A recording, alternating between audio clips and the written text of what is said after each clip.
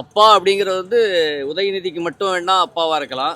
ஒரு நல்ல அண்ணனா கனிமொழிக்கு இருக்கலாம். யாருக்கு அப்பா அவரு? உதயநிதிக்கு அப்பா அவரு. அது மக்கள் வரி பணத்திலேருந்து செய்துக்கிட்டு இருக்காரு. அவர் ஒன்றும் சொந்த பணத்தில் வந்து செய்யலையே அவர் அப்பான்னு கூப்பிட்றதுக்கு. அந்த ஃபீல் வரணும். அவங்க சொல்லிட்டா போதுமா? அதை நாங்கள் சொல்லணும். ஸோ அப்பான்னு சொல்ல மாட்டேன். அப்பா மாரி ஃபீல்லாம் எனக்கு தெரியல. அப்பா நீங்கள் சொல்கிறீங்க, இந்த சின்ன பசங்களாம் குடிக்குது. இப்போ நீங்கள் ஒரு அப்பா அப்படி தான் பண்ணுவாங்களா? நம்ம தமிழக முதல்வர் ஸ்டாலின் அப்பா அவர்கள் வந்து தமிழ்நாட்டோட மக்கள் எல்லாரும் அவர் அப்பான்னு கூப்பிட்றாங்கன்னு சொல்லியிருக்காங்க. நீங்கள் எப்படி கூப்பிட்றீங்க அவரை? நாங்கள் ஏன் அவர் அப்பான்னு கூப்பிடணும்? அவங்க பெத்த பிள்ளைங்கள அப்பான்னு கூப்பிடுறத யோசிக்கிறாங்க. இவர் யார்? இவர் ஒரு முதலமைச்சர். இவர் எதுக்கு நம்ம அப்பான்னு கூப்பிடணும்?